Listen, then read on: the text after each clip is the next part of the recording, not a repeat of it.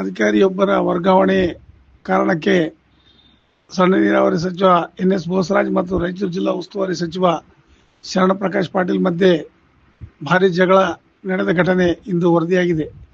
ಶಾಸಕಾಂಗ ಪಕ್ಷದ ಸಭೆಯಲ್ಲಿ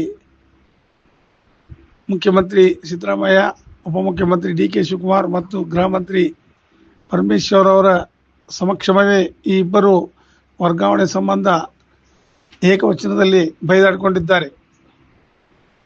ಇಂದು ಕಾಂಗ್ರೆಸ್ ಪಕ್ಷದ ಶಾಸಕಾಂಗ ಸಭೆಯಲ್ಲಿ ಗ್ರಾಮೀಣ ಕ್ಷೇತ್ರದ ಶಾಸಕ ದದ್ದಲ್ ಅವರು ಅಧಿಕಾರಿಯೊಬ್ಬರ ವರ್ಗಾವಣೆಗೆ ಜಿಲ್ಲಾ ಉಸ್ತುವಾರಿ ಮಂತ್ರಿ ಶರಣಪ್ರಕಾಶ್ ಪಾಟೀಲ್ಗೆ ಪತ್ರ ನೀಡಿದರು. ಪತ್ರಕ್ಕೆ ಸಹಿ ಹಾಕಿದ ಶರಣಪ್ರಕಾಶ್ ಪಾಟೀಲ್ ಅವರು ವರ್ಗಾವಣೆಗೆ ಒಪ್ಪಿಗೆ ನೀಡಿದರು. ಇದರಿಂದ ಕೆರಳಿದ ಬೋಸರಾಜ್ ಅವರು ನನ್ನ ಜಿಲ್ಲೆಯಲ್ಲಿ ವರ್ಗಾವಣೆ ಮಾಡಿಸಲಿಕ್ಕೆ ನೀನೇ ಯಾರು ಎಂದು ಏಕವಚನದಲ್ಲೇ ಸಚಿವರನ್ನು ತರಾಟೆಗೆ ತೆಗೆದುಕೊಂಡರು. ಶರಣಪ್ರಕಾಶ್ ಪಾಟೀಲ್ ಅವರು ಮಾತನಾಡಿ, ನೀವು ಕೊಡಗು ಜಿಲ್ಲಾ ಉಸ್ತುವಾರಿ ಮಂತ್ರಿ, ಇಲ್ಲಿ ಮಾತನಾಡುವ ಹಕ್ಕು ನಿಮಗಿಲ್ಲ ಎಂದು ತಿರುಗಿ ಏಕವಚನದಲ್ಲೇ ವಾಗ್ದಾಳಿ ನಡೆಸಿದರು.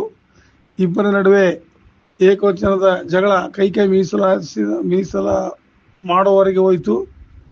ಆಗ ಮಧ್ಯಪ್ರವೇಶಿಸಿದ ಮುಖ್ಯಮಂತ್ರಿ ಸಿದ್ದರಾಮಯ್ಯ, ಉಪಮುಖ್ಯಮಂತ್ರಿ ಡಿ.ಕೆ. ಶಿವಕುಮಾರ್ ಮತ್ತು ಗೃಹ ಮಂತ್ರಿ ಜಿ. ಪರಮೇಶ್ವರ್ ಅವರು ಇಬ್ಬರಿಗೂ ಸಮಾಧಾನಪಡಿಸಿ ಈ ರೀತಿ ಜಗಳ ಆಡಿ ಪಕ್ಷ ಮತ್ತು ಸರ್ಕಾರಕ್ಕೆ ಕೆಟ್ಟ ಹೆಸರು ತರಬೇಡಿ ಎಂದು ಕಿವಿಮಾತು ಹೇಳಿದರು.